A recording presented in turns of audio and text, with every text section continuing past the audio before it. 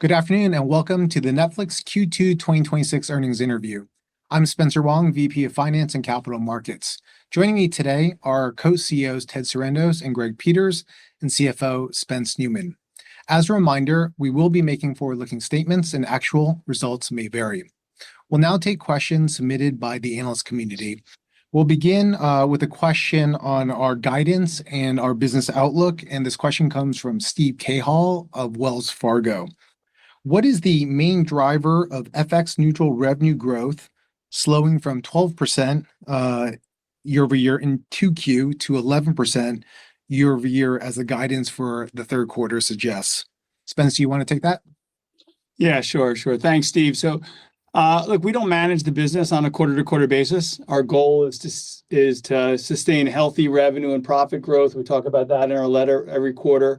We're guiding, as you say, to 12% revenue growth in Q3 reported, 11% FX neutral.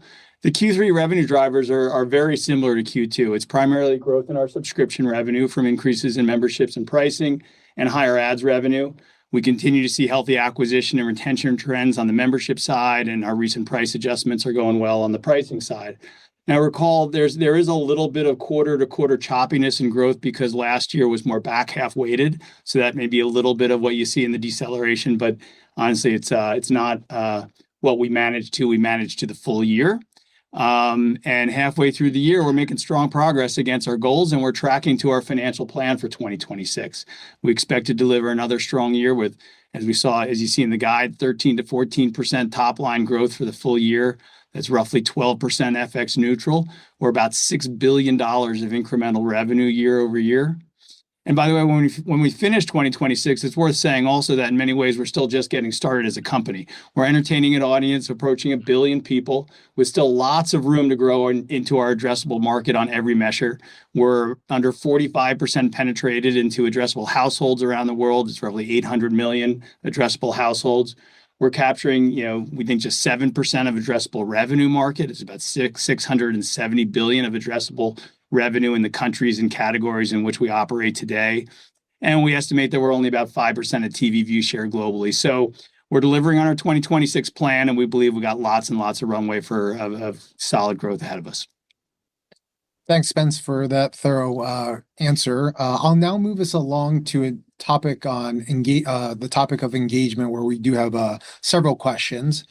This first one is from Rob Sanderson of Loop Capital Markets. His question is, management has stated that engagement quality is improving even as reported viewing hours per member have softened. Can you help investors understand what internal metrics provide confidence and how these translate into lower churn, pricing power, higher ads monetization, etc.? At what point would slow growth in total viewing hours become a concern? I'll take this one and unpack it a bit, since I know that there's plenty of interest in this topic. Start by saying there is not a linear relationship between view hours and revenue and profit, because all hours are not created equal. All hours don't provide the same kind of value to the business. And a really great example of this is live programming. So live events do a lot of lifting for us for acquisition. They're good for monetization. They drive ad revenue, fandom. They're also a promotional platform, but they do not yield typically as many raw view hours. So live, we expect will be 5% of our content budget this year, but we think that'll only be 1% of view hours. Having said that, 6 out of top 10 new member sign-up days over the past 5 years have come from live events. And if you compare that to another content category, take animation series, kids, family TV, it's also about 5% of our content spend, so the same amount of spend, but it's going to drive, we expect, 8% of view hours. So same spend and 8x the raw view hours. So you can see the differences there, even though, because as indicated by the amount that we're investing in both those categories being the same, we think they're doing the same value for the business. So we're constantly looking to improve across every dimension of engagement. We look at these as 3 dimensions: quality, variety, quantity, because they, taken collectively, drive acquisition, they drive retention, they drive the value that our consumers and our advertising partners ascribe to our service. We described in the last few earning calls the progress we've made on quality over the years. We're not going to go into the details of that quality metrics because, frankly, it's taken years for us to develop it and vet it and assess it and improve it. And we think that those details are a competitive advantage. We're also continue to expand the variety of our entertainment offering. You see us launch new types of content like live, like video podcasts, cloud TV games. Those are all doing different things in our portfolio to support different needs from our members.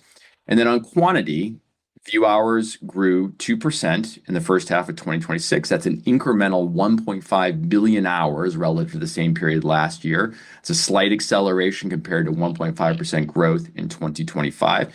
And just to be very clear, like all those other dimensions, we remain focused on continuing to grow that number. And better understanding how we are doing at delivering member value, member love is critical to our business. We get it. We geek out on improving that understanding, operationalizing that understanding. And with regard to engagement, when I started about 20 years ago, we had one number to describe engagement: hours. Just flat hours, no waiting, no adjustments. And very similar to how we've evolved other metrics in the business, since then, we've gone through about a dozen major iterations of our understanding that. We get more and more sophisticated because we know ultimately it's combined quality, variety, and quantity of engagement that translates into satisfaction and value for members. And that drives the strong business outcomes we see right now. Industry-leading retention. We see increased willingness to pay, strong advertiser demand, and those ultimately drive the top-level metrics of our business, revenue and operating profit, which are really the ultimate signs of our health. I have this Thanks, Greg. visual of you geeking out, Greg. It's hard to see. It's hard to see Spencer geeking out, but I can see us geeking out. Those are 20 years of debates and wonkiness. Well, let me geek out on the next question, which comes from Steve Cahall of Wells Fargo. His question is, amortization expense for content growth is accelerating in 2026. How is the slate performing, and what metrics are we watching to see how this growth in content drives increased member value? How do we think about the expense acceleration converting into revenue acceleration? Let me take that, Steve. Look, I think when it comes to programming spend, there are three really important takeaways. First, to remember is that the vast majority of our programming spend goes into the core TV series and film, where we have a really strong track record, more than a decade, of translating those investments into value for our members and returns for the business. I'm going to come back to that core in just a second, but the second one is that we're really disciplined investors. So there isn't some hyper acceleration of content investment. We grow the content spend slower than revenue while we're continuing to invest in a huge addressable market. So we're forecasting content expense up about 10% this year. It's a little higher than the 8% we averaged over the last 5 years and below the 14% that we averaged over the past decade. The third thing we want you to remember here is that when we expand into new entertainment offerings, new initiatives, we do it gradually. We do it where we believe we can add more value for our members, and we do it where we believe we have the right to win. And then we look for the positive signals before we invest at material scale. This is our MO. It's been our MO for some time. You asked how the slate's performing. There's a lot to be happy with in Q2. I Will Find You was our biggest launch of an original series this year. Swapped is on track to become the second biggest original animated film, right behind K-pop Demon Hunters, which is exciting. Speaking of K-pop, we have K-dramas like Teach You a Lesson, which is on track to become the second most watched South Korea show ever globally. And it's on track to be our biggest series in South Korea of all time.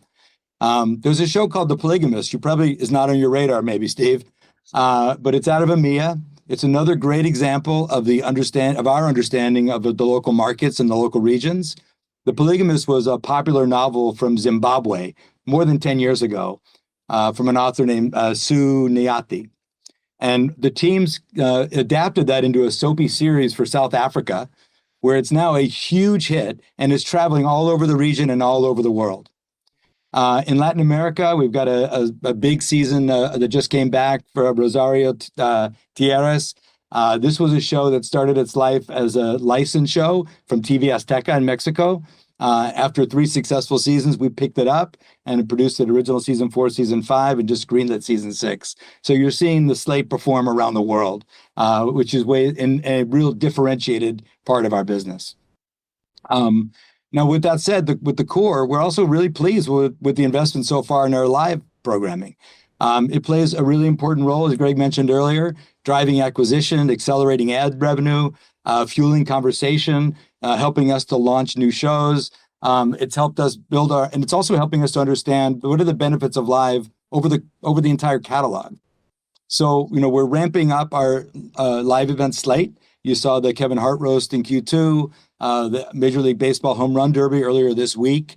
What was really fun at the Derby, we produced an original and exclusive Hot Ones special that we shot on a baseball field to promote Will Ferrell's new series, The Hawk, which just launched today, actually. And I think it's a cool example of the intersection between our core, that core series, The Hawk, our expansion into new exclusive creator content with Hot Ones, with Sean Evans as a best-in-class creator. We're thrilled to be in business together. Plus live sports, all coming together on a baseball field and on Netflix around the world. The result there is a highly attractive, scalable return on content investment, and it ladders up to healthy business metrics that Greg just detailed, and our strong growth in revenue, dollar profit, and profit margin. Thanks, Ted. Our next question on engagement comes from David Joyce of Seaport Research Partners. The question is, attention is being raised that your second season viewing of series is dropping and therefore affecting engagement growth.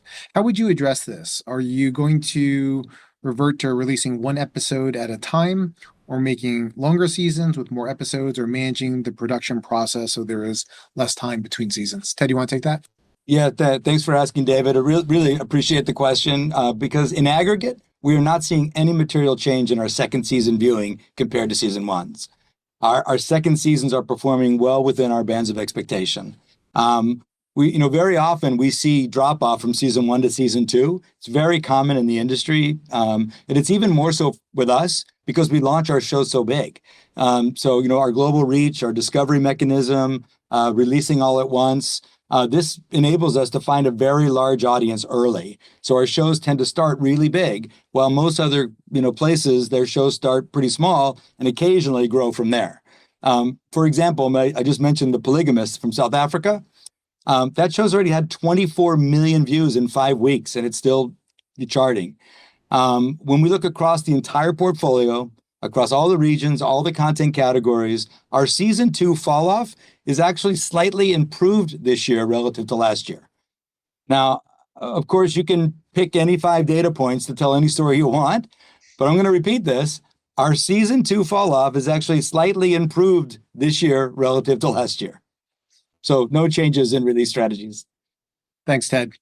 The next question comes from Vikram Kesavabotla of Baird. Last quarter, you shared that the World Baseball Classic was a significant driver of signups in Japan. What have you observed with respect to the retention and engagement of these members since then? How has this influenced your perspective on the value of regional live programming? Great. Thanks for asking. We talked about this a lot last quarter. It was World Baseball Classic on Netflix in Japan was a huge hit. It became our most watched program ever in Japan. It was the biggest baseball streaming event ever. World Baseball Classic is kind of like these other big live events, and they behave a lot like our returning seasons of our big shows. They drive disproportionate signups, and because of that acceleration, they can exhibit slightly higher churn. But the results are exactly consistent with that trend and in line with our expectations and all of our modeling.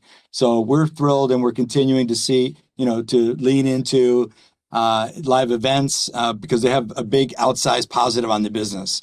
They drive conversation, drive net acquisition. So we're going to continue to build out that global live event calendar and expand it to include some regional live events as well. Great. I'll now move us on to a series of questions around content strategy. We have actually 2 that are pretty similar, so I will do my best to combine them. They're from Robert Fishman of Moffett Nathanson and Rich Greenfield of Lightshed Partners.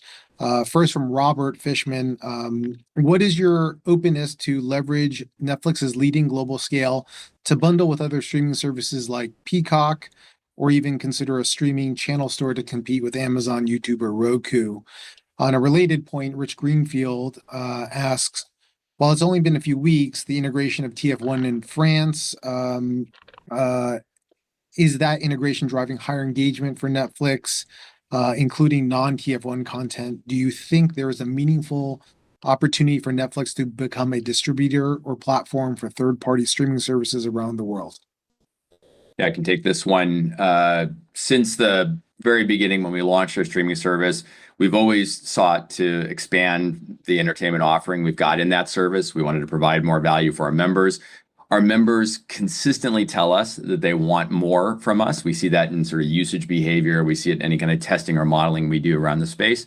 And I would say that fulfilling on that customer desire for more has really been the driver for growth for our business for the last 2 decades. This partnership with TF1 is yet just another approach to expanding that offering. We're just adding to the range of capabilities that we have to do that and the mechanisms we have to do that. We built a leading streaming entertainment service by combining an unparalleled selection of high quality programming, best-in-class product experience. We've got a global footprint, big reach, and the ability then to deliver huge audiences, deep engagement, industry-leading monetization. So whether through licensing or through new partnerships like TF1, we believe that we can help other producers, other services maximize the value, the relevance of the content that they invest in by finding those bigger audiences. And we have many, many examples of this effect, including now in this new model with TF1. We also believe that such partnerships are good for our members. They enhance the variety of our offering. They're also effective for our business. And it's early in the TF1 partnership. We're literally 4 weeks in, so there's a bunch that we'll learn through this process, but we are pleased with the performance we are seeing in that integration. We've been able to enhance our already compelling service for our French members with even more local French programming we know that they want to watch. We've seamlessly integrated the TF1 product experience in a way where it supports their brand, but it also keeps things distinct. And we actually think this approach is advantageous for both them and for us. And the early results from how members are reacting, how they're interacting are very promising. So we don't have anything new to announce today. We're going to continue to learn. There's a lot that we'll dig into over time. We also think that there's a lot we can improve in the product experience already that we've seen. But if we see additional deals that similarly serve our members, that work for our partner, that work for us, we'll certainly consider them. Thanks, Greg. Robert Fishman has another question in this category. What's the opportunity for Netflix to launch a fast platform given the rapid engagement growth in that space? Could Netflix library programming be used as an on-ramp for new subscribers, or would you be open to adding third-party licensed content to compete with other fast channels for incremental ad dollars?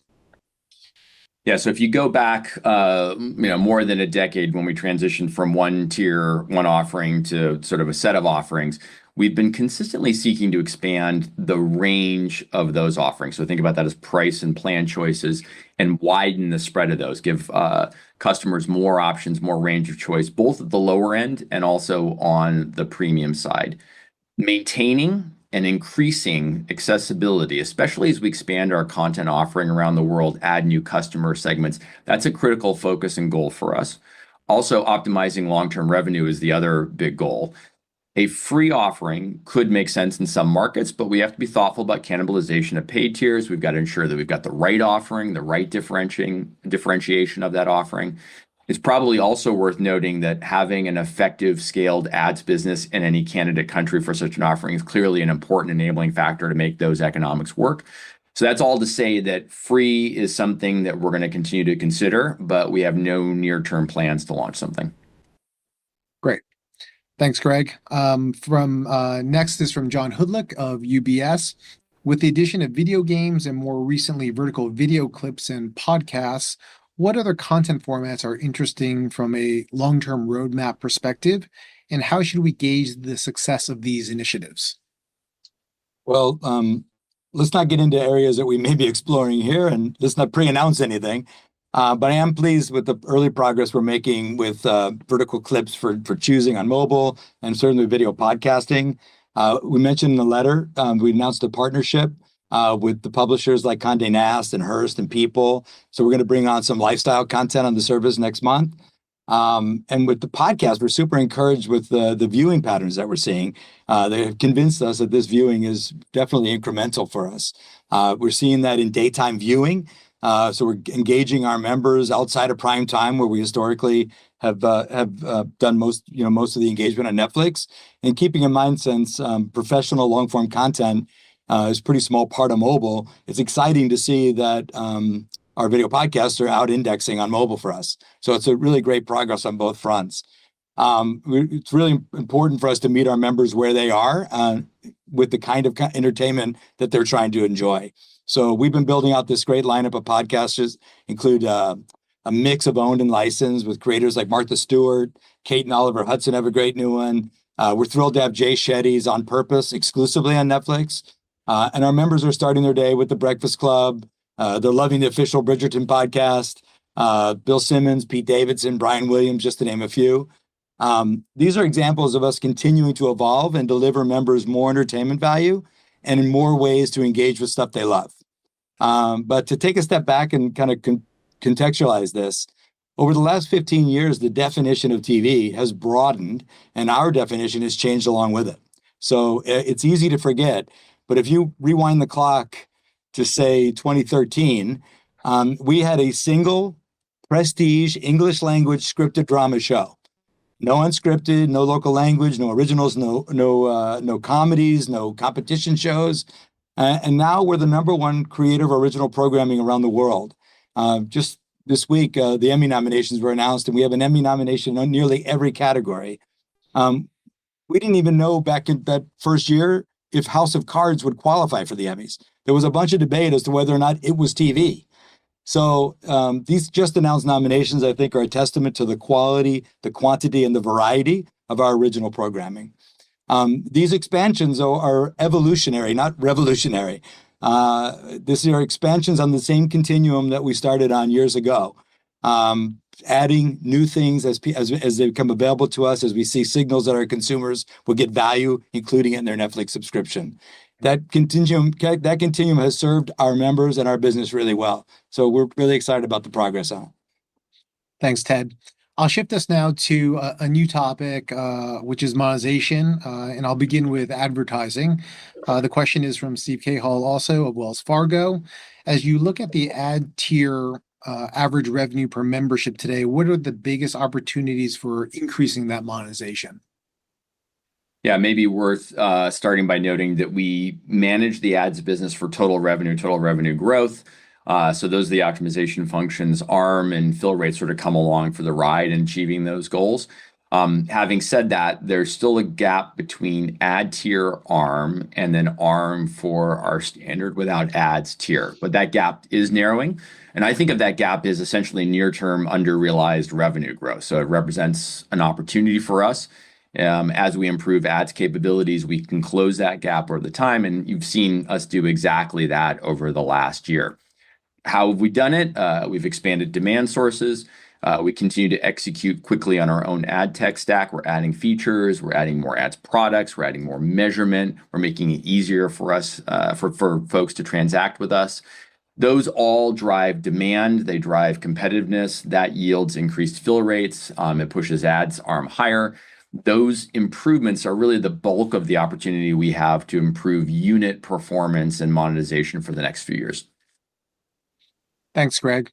From Sean Diffley of Morgan Stanley, there's a question on pricing. Has there been any change in the receptivity to price hikes this cycle?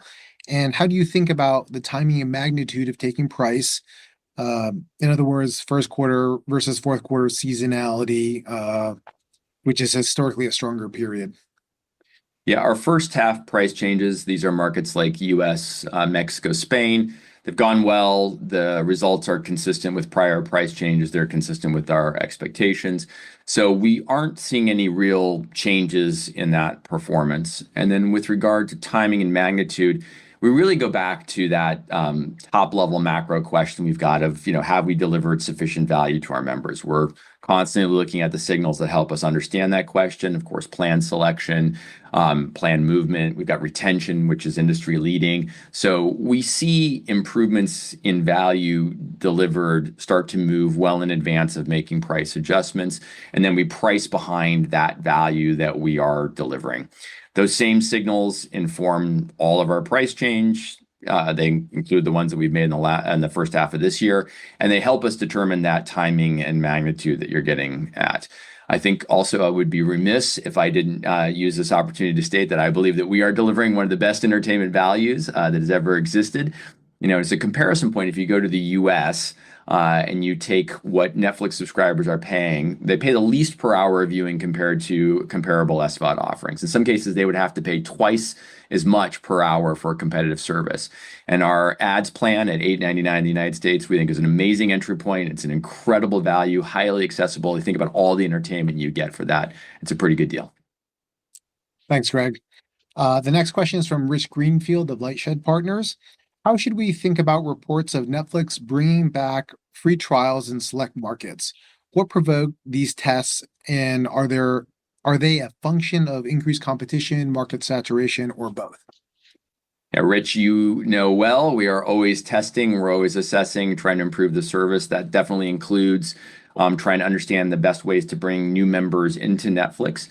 And our investment in several product capabilities over the last several years, for a variety of reasons, have now given us even greater flexibility and capabilities to test different approaches in different markets, different market segments, different conditions to see how we best bring those folks on. So, for example, we've tested a low-cost first month in Japan that was coincident with the World Baseball Classic. That served us incredibly well. We've been testing upgrade on us options in various different countries and various different conditions around the world. And, as a general part of this test and learn strategy, now we're testing free trials for non-rejoining new members in a number of countries. And obviously, we'll see how they perform and then we'll react appropriately. Thanks, Greg. Our next question is from Vikram Kesavabotla of Baird.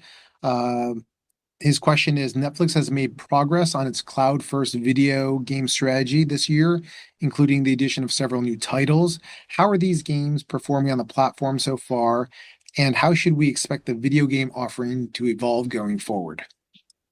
Yeah, I'll start by reminding folks of the market opportunity here. This is roughly $150 billion in consumer spend, ex-China, ex-Russia, doesn't include ads revenue.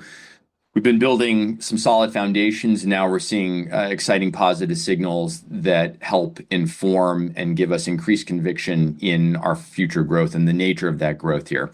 So you mentioned the cloud-based strategy, those cloud-based TV games. We really see it working. FIFA and Unhinged became our two most successful cloud game debuts. Really solid numbers that put it in the top tier of game performance for us.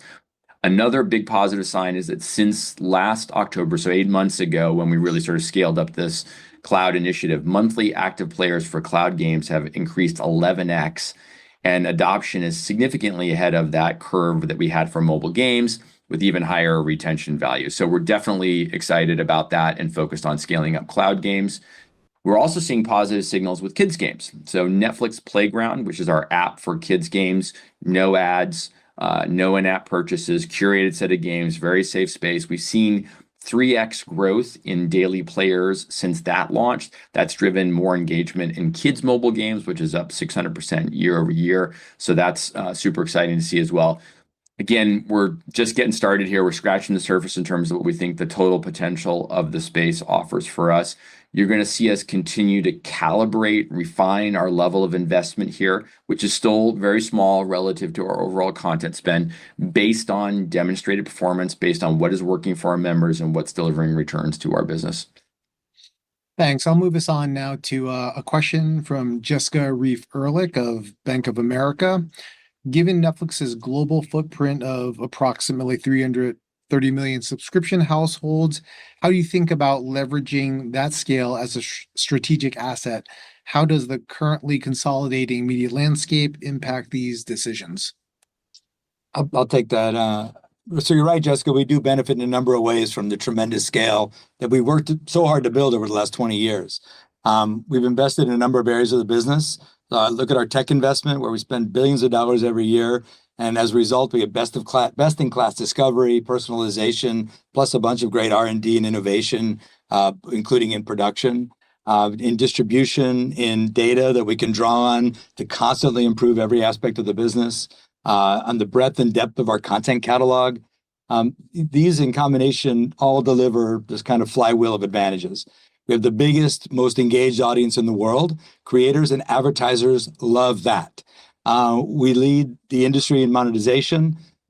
We have better programming ROI because we amort across this global footprint, and that very often that programming is very travelable.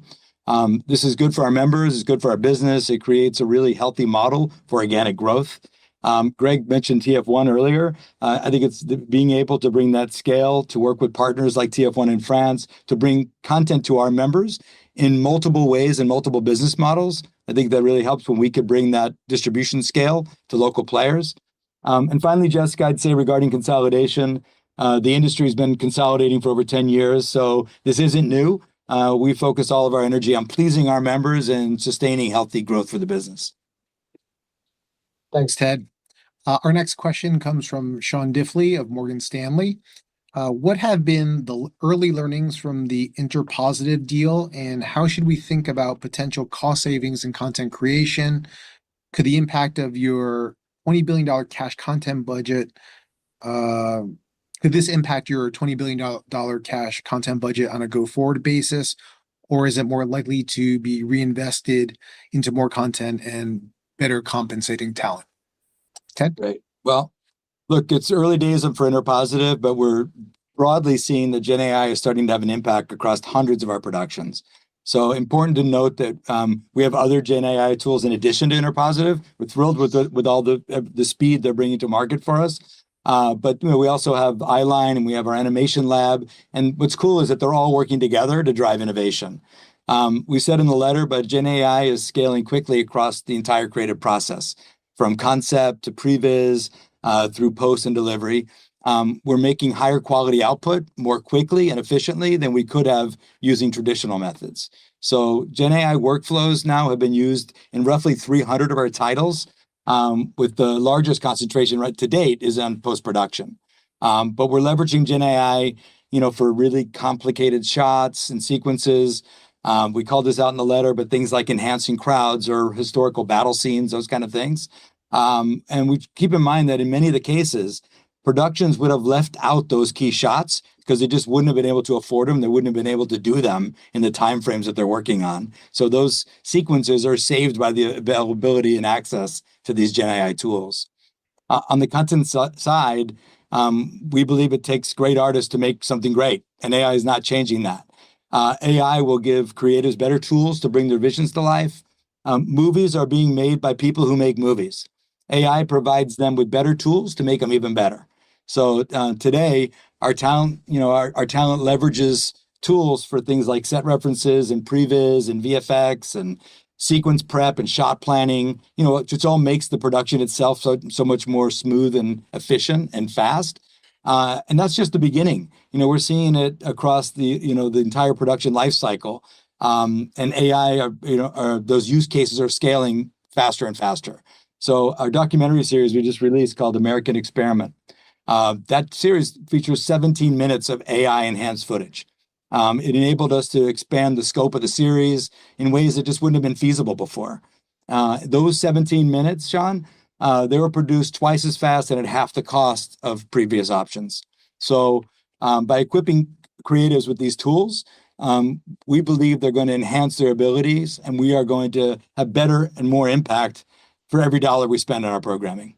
So content creation timelines can be shortened and quality can be enhanced. So the cost savings will likely be reinvested into more content on the service, which fuels high quality engagement, and that whole kind of revenue profit flywheel that's going to come from that we've been talking about from day one. Thanks, Ted. We have time for one last question, and we'll take that from Dan Kurnos of StoneX. It's a question around capital allocation. Given recent reports around Lionsgate that Netflix has denied and broader speculation around interest in NBC Universal, how should investors think about the line between opportunistic IP and library acquisitions and larger scale M&A that could change Netflix's capital allocation or strategic profile? Well, I'll take this if you don't mind, guys. Dan, we're not going to comment on market speculation, but I'd like to take the opportunity to remind everyone about our core philosophy. We have multiple ways to achieve our goals: producing, licensing, partnering, and we're constantly seeking ways, to allocate our resources in the most attractive options to maximize value for our members and delivering for a return for our investors. As we've said, we're primarily builders, not buyers, and that remains the case today. So others will speculate about our intent to, here because they have their own reasons for that. But our track record is clear that we have a very high bar to do any big M&A. Spence, you want to add anything? Maybe I'll chime in a little bit specific to capital allocation, Ted. So thanks, Dan. So look, I just want to be really clear. There is no change to our capital allocation philosophy. We invest in the business both organically and opportunistically through M&A. And again, as Ted said, we are primarily builders, not buyers. We also maintain strong liquidity and a strong, healthy balance sheet. And lastly, we return excess cash to shareholders through share repurchase. And on that last point, you can see that very clearly in Q2, we repurchased 4.7 billion of shares this quarter. That's our largest quarter of share repurchase in our history. And we still have about 27 billion of capacity on our remaining authorizations. So we feel really good about our growth path. As Ted said, we've got a really high bar and we have no change in our capital allocation philosophy. Great. Thank you, Spence. And thank you all for your questions and for joining us for our quarterly earnings call. And we will see you next quarter. Thank you.